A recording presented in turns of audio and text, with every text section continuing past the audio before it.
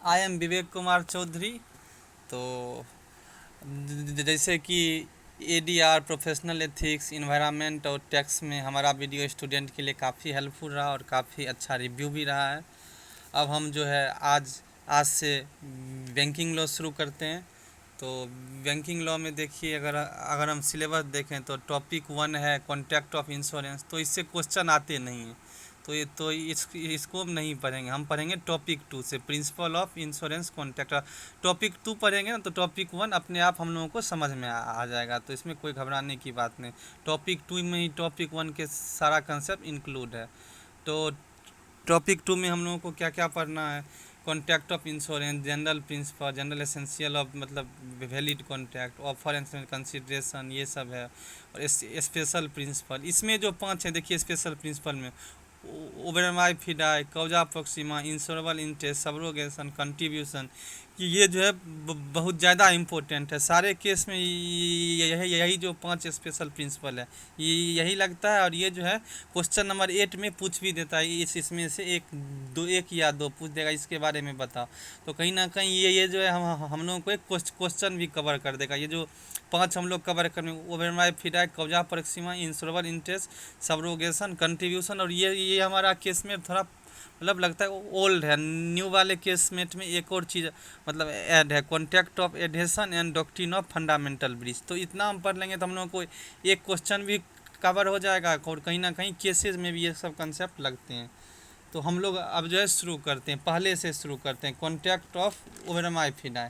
तो मतलब ये इसका मतलब ये होता है, जो देखिए कोई भी कॉन्ट्रैक्ट होगा ना, वो जो है हम लोग स्पेशल प्रिंसिपल से शुरू किए। ये जो ऊपर वाला है ये हम आपको वीडियो के लास्ट में बता देंगे एक एक दो दो लाइन में, क्योंकि वो हम लोग फर्स्ट सेमेस्टर में कॉन्ट्रैक्ट एक्ट में पढ़ के आ गए हैं। उससे क्वेश्चन भी टॉपिक 2 के जो ऊपर वाले उससे नहीं आते, लेकिन हम एक एक लाइन में बता देंगे। लेकिन अब आते हैं डॉक्टर स्पेशल प्रिंसिपल, जो जिससे हमारे क्वेश्चन भी आते हैं। हम लोग के पास टाइम कम है तो exam of point of view से ज़्यादा पढ़ेंगे। तो डॉक्ट्रिन ऑफ ओबरमाई फिडाई, तो मतलब इसका मतलब ये होता है, जो कोई भी कॉन्ट्रैक्ट बनेगा वो जो है गुड फेथ पे बनेगा। मतलब कोई भी कॉन्ट्रैक्ट बनेगा उसमें क्या होगा, कॉन्ट्रैक्ट में दो पार्टी होंगे और दो पार्टी जो कॉन्ट्रैक्ट बनाएगा ना वो गुड फेथ में बनाएगा। गुड फेथ का क्या मतलब है, मतलब दोनों पार्टी जो है एक दूसरे को जो भी मटेरियल फैक्ट होगा, मतलब जिसको टर्म एंड कंडीशन बोलते हैं, टर्म एंड कंडीशन बताएगा। जैसे मान लीजिए इंश्योरेंस में हम एग्जांपल लेते हैं। इंश्योरेंस में क्या होगा, एक तो कंपनियां होगी और दूसरी पार्टी क्या होगी, हम लोग होंगे। तो इंश्योरेंस कंपनियां का कर्तव्य है जो उसका जो भी टर्म एंड कंडीशन है वो मतलब हम लोगों को बताए। और हम लोगों का मतलब ये मतलब ड्यूटी है, जो हम लोग जो है इससे पहले हम कितना इंश्योरेंस लिए हैं, एज आपका क्या है, आपका जो है कोई जो है डिजीज उजीज है भी हम लोगों को मतलब ये सब बताएं। क्यों? क्योंकि मान लीजिए देखिएगा, जो जिसका एज ज़्यादा होगा उसको ज़्यादा प्रीमियम देना पड़ता है। और मान लीजिए कुछ ऐसे डिजीज जैसे हार्ट डिजीज हो गए, कैंसर हो गया, तो इस सब का क्या होता है, कभी भी आदमी मतलब उसकी हो सकती है डेथ। तो इंश्योरेंस कंपनी जो है आपको तो वो मतलब नहीं बेचेगी फिर इंश्योरेंस। तो मतलब ये जो मटेरियल फैक्ट क्या होता है इसके बाद हम समझ लेंगे। ओबरमाई फिडाई, पहले ओबरमाई फिडाई समझते हैं। इसका मतलब क्या है, जो दोनों पार्टी मतलब क्या होगा, वो दोनों पार्टी जो है पूरा मतलब एक दूसरे को जो भी अपना मटेरियल फैक्ट है वो बताएं। जैसे मान लीजिए इसको हम दूसरे सब्जेक्ट से मतलब कम थोड़ा मतलब वो कर लेते, कोरिलेट कर देते कि आप लोग फर्स्ट सेमेस्टर या मान लीजिए आप लोग जो है कंपनी लॉ पढ़े होंगे थर्ड सेमेस्टर में। तो कंपनी लॉ में क्या होता है, कंपनी का एक आर्टिकल ऑफ एसोसिएशन होता है। तो कंपनी का ये कर्तव्य है, जो आर्टिकल ऑफ एसोसिएशन में सब कुछ लिख दे, हमारी कंपनी किस चीज़ के लिए बनी है, किस चीज़ का बिजनेस करेगा, इसका कितना एसेट है। तो क्या, क्योंकि कोई उसका शेयर खरीदेगा तो उसको सब कुछ पता रहना चाहिए। तो ये क्या हुआ, कंपनी का ये ड्यूटी है जो सब कुछ मतलब ये आर्टिकल ऑफ एसोसिएशन में लिख दे। और हम लोगों का क्या ड्यूटी है, शेयर खरीदने से पहले हम आर्टिकल ऑफ एसोसिएशन पढ़ लें। तो मतलब हम लोग पढ़े होंगे ये जो है कंपनी लॉ में। फर्स्ट सेमेस्टर में हम लोग जो है फैमिली लॉ में भी पढ़े होंगे। तो मतलब मान लीजिए मतलब मैरिज ही होता है, शादी ही होता है। तो पति को मतलब अपना सब कुछ पत्नी को बता देना चाहिए और वाइफ को अपना सब कुछ हस्बैंड को बता देना चाहिए।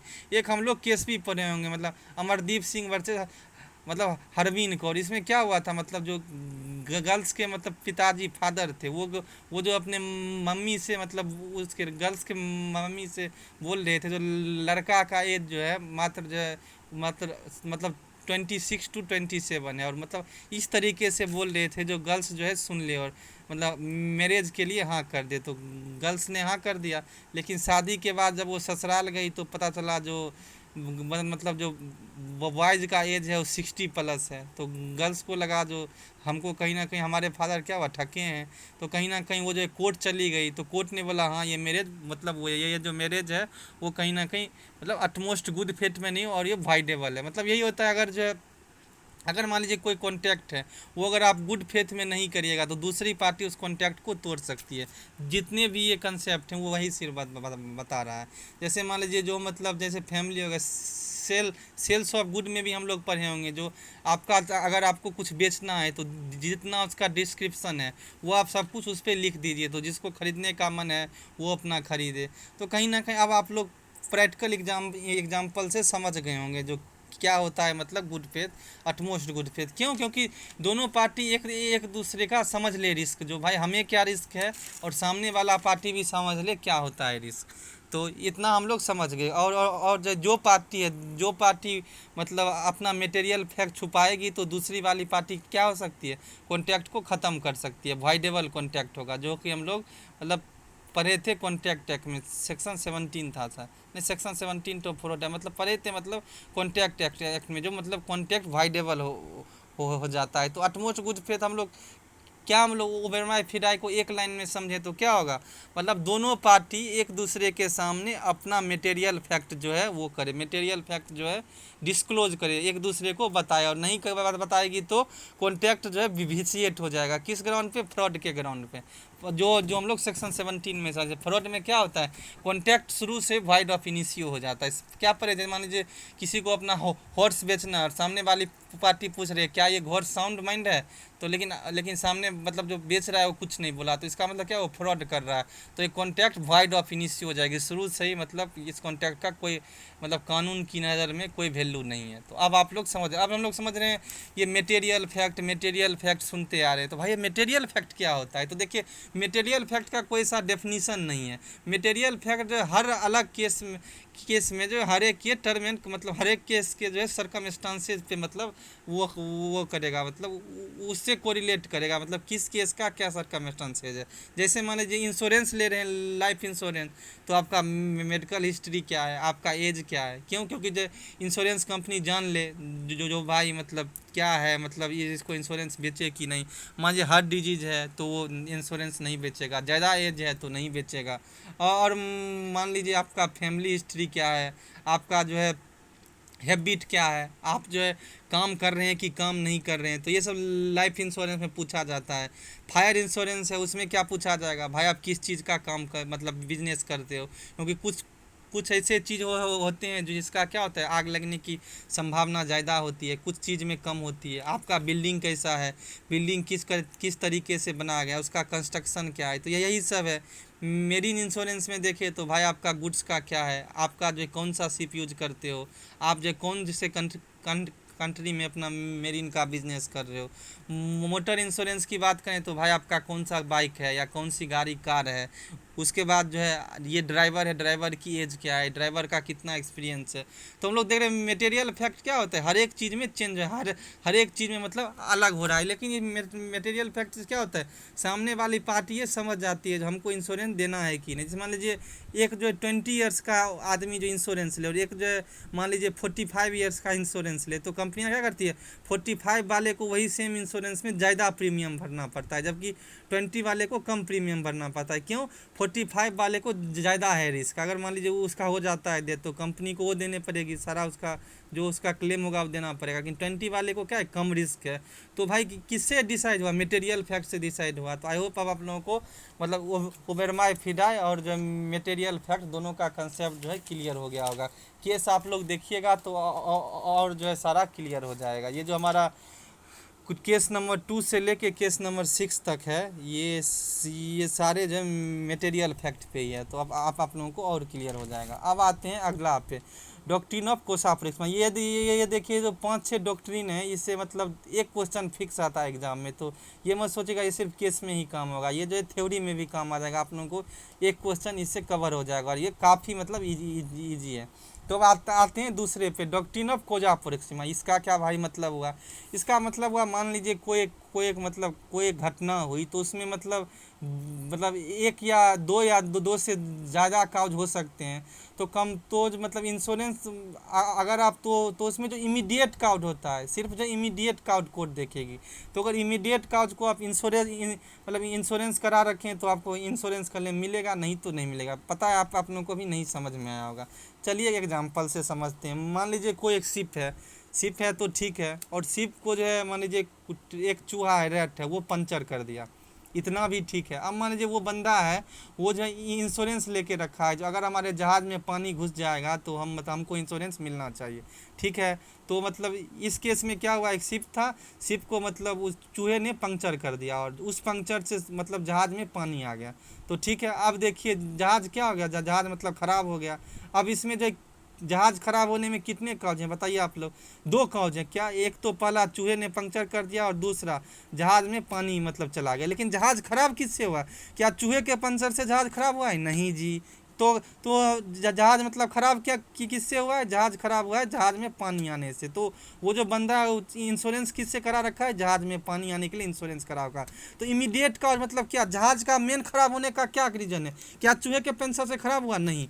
जहाज़ किससे ख़राब हुआ है? जहाज़ में पानी गया है उससे ख़राब हुआ है। तो अब कंपनी को क्या क्या देना पड़ेगा? इंश्योरेंस देना पड़ेगा। क्यों? क्योंकि इमीडिएट कॉज क्या है? जहाज़ में पानी जाना, और जो पानी जाना क्या है? इंश्योरेंस है। तो कहीं ना कहीं क्या यही होता है, डॉक्टर प्रिंसिपल ऑफ कौजा परीक्षा, मतलब नियरेस्ट काउज देखते हैं, क्लोजेस्ट काउज देखते हैं। जो अगर क्लोजेस्ट काउज को आप इंश्योर करा रखे हैं तो इंश्योरेंस कंपनी को देना पड़ेगा। रिमोट काउज इसमें नहीं देखते। जैसे मान लीजिए ये हमारा पहला केस है, पिंक वर्सेस फ्लेमिंग, ये भी उसी पे डॉक्ट्रिन ऑफ कोजा प्रोक्सिमा पे। ये इसमें क्या हुआ था, फल था जहाज पे, तो फल का कहीं ना कहीं मतलब वो इंश्योरेंस करा रखा था, ठीक है। तो दो जहाज में टक्कर हो गई, यहाँ तक भी ठीक था। लेकिन ये हुआ, वो जहाज को ठीक करवाने में बहुत ज़्यादा टाइम लगा दिया, ठीक है। और जब हम लोग जानते हैं जो भी फ्रूट होगा वो क्या होता है, पेरिसेबल नेचर का होता है। मतलब कुछ दिन बाद, एक दिन बाद या वो जो ख़राब होना शुरू करता है। तो भाई जहाज की टक्कर हो गई, उसके बाद आपकी जिम्मेदारी है। आप जानते हो हमारा जो गुड्स है वो पेरिसेबल नेचर का है, तो उसको आप जल्दी से पहुंचाओ। आप जो जानबूझ के डिले कर रहे हो, तो कहीं ना कहीं आपकी गलती है। तो मतलब मान लीजिए इसमें इंश्योरेंस लिया था दो चीज़, मतलब उसका जहाज़ के टक्कर होने से। लेकिन जो फल ख़राब हुआ है वो क्या जहाज़ के टक्कर होने से हुआ है? नहीं हुआ है। फल जो है क्यों ख़राब हुआ है? फल ख़राब हुआ है क्योंकि उसने जो है डिले कर दिया, उसने जो फल का हैंडल सही से नहीं किया। तो इंश्योरेंस करा रखे हो, जहाज़ को टक्कर होगा तो वो इंश्योरेंस है। तो उससे तो तुम्हारा फल ख़राब ही नहीं हुआ। तुम्हारा फल किससे ख़राब हुआ? तुमने जो है टाइम ज़्यादा लगा दिया, तो ये तुम्हारी गलती है। तो इमीडिएट का यहाँ फल ख़राब होने का क्या है? क्योंकि तुमने कर दिया डिले, तुमने जो अपने गुड्स का जो है मिस हैंडलिंग किया है। तो इसमें क्या इंश्योरेंस नहीं मिलेगा। तो आई होप आप लोगों को अब डॉक्ट्रिन ऑफ कोजा प्रोक्सिमा समझ में आ गया होगा। और नहीं समझ में आएगा तो अपना व्हाट्सएप नंबर दे देते हैं 7291899249। उस पर टेस्ट करके आप लोगों को कोई भी सेमेस्टर से या एलएलएम से या जुडिशरी से रिलेटेड कोई भी डाउट पूछना हो तो आप हमें पूछ सकते हैं। अब हम आते हैं इंश्योरेबल इंटरेस्ट पे। भाई इंश्योरेबल इंटरेस्ट क्या होता है? तो मतलब मेन इसमें ये है, जो इंश्योरेबल है इंटरेस्ट का ये होता है, जो मान लीजिए इंश्योरेंस हम उसी का ले सकते हैं जिसमें हमारा दो चीज़ हो, या हमारा उससे इमोशनल कनेक्टेड हो या हमारा उससे फाइनेंशियल कनेक्टेड हो। मतलब क्या हुआ उसका भाई? मतलब ये हुआ, जो मान लीजिए इंश्योरेंस आप मतलब कि उसी चीज़ का ले सकते हैं जिससे वो अगर ख़राब हो गया तो या तो आपको फाइनेंशियल हुआ लूज या इमोशनल लूज हुआ। जैसे मान लीजिए कार है या बाइक है, मान लीजिए कार और बाइक है, वो मान लीजिए कहीं टक्कर हो गई, तो हम लोगों का क्या है, फाइनेंशियल है लॉस। तो कहीं ना कहीं हम उसका क्या ले सकते हैं, इंश्योरेंस ले सकते हैं भाई। या इमोशनल का क्या मतलब हुआ, मान लीजिए किसी का कोई हस्बैंड है, किसी का कोई वाइफ है, किसी का कोई चिल्ड्रेन है, तो भाई उसका तुम इंश्योरेंस ले सकते हो। क्योंकि क्या है, उससे तुम्हारा इमोशनल है लूज। और क्या होता है, कोई पड़ोसी का इंश्योरेंस नहीं जाएगा, नहीं जाएंगे, क्योंकि ना ही उससे हमारा फाइनेंशियल लूज है, ना ही उससे हमारा इमोशनल वो करने का वो है लूज है।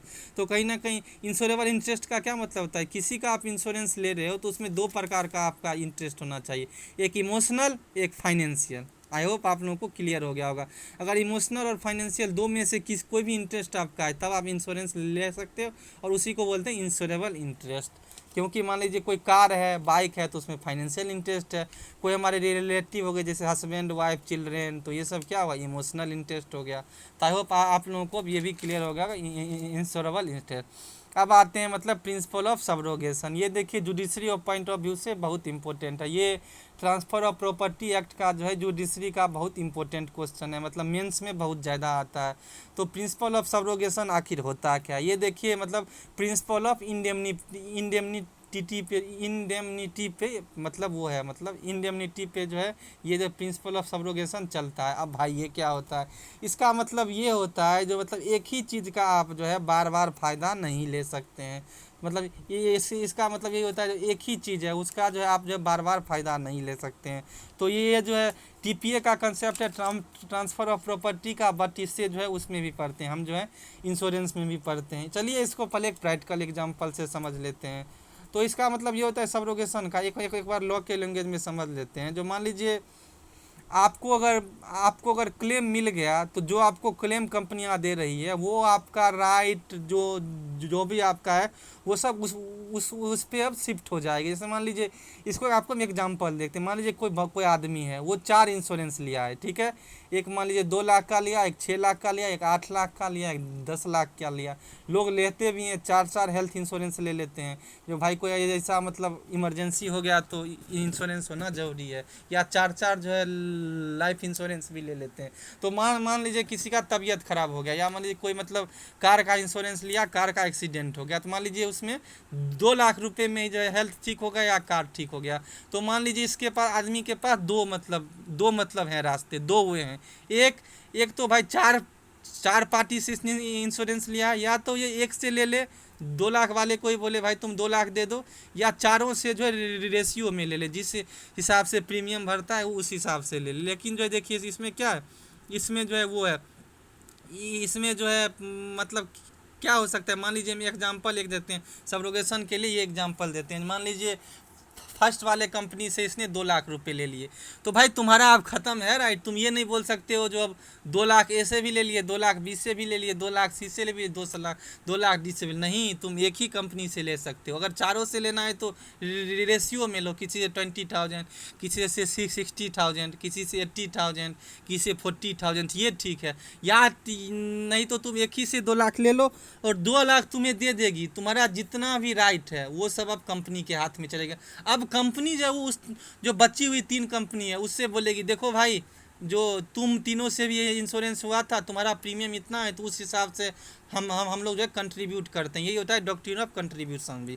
सब्रोगेशन का यही मतलब होता है, आपको एक बार मिल गया तो आपका राइट सब जो है ट्रांसफ़र हो गया। मतलब ये नहीं होगा जो आप उसी चीज़ को बार बार मांगें। 2 लाख का तो चारों कंपनी से 2 लाख मांगेंगे, नहीं। एक कंपनी ने आपको दे दिया तो आपका ख़त्म राइट।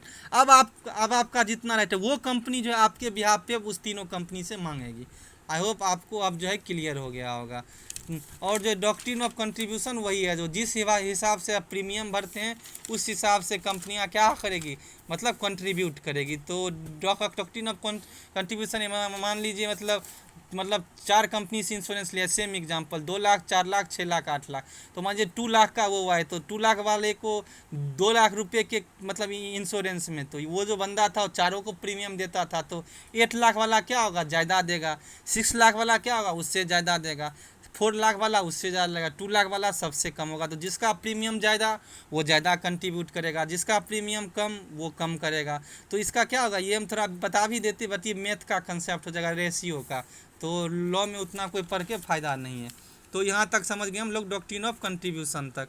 अब देखिए इस केस में हमारा थोड़ा ओल्ड केस में है, नया में 2 डॉक्ट्रिन और ऐड हो गए हैं, doctrine of adhesion and doctrine of fundamental breach. तो अब समझते हैं हम लोग कॉन्ट्रैक्ट ऑफ मतलब doctrine to contract of adhesion क्या होता है। देखिए एडेशन ये होता है, जैसे हम लोग अभी जो एडीआर में पढ़े हैं जो मतलब नेगोशिएशन में क्या होना चाहिए, दोनों पार्टी इक्वल फुटिंग पे होना चाहिए, तभी अच्छे से नेगोशिएट कर पाएगा। बट इंश्योरेंस के केस में आप लोग बताइए, क्या दोनों पार्टी सेम फुटिंग पे है नहीं।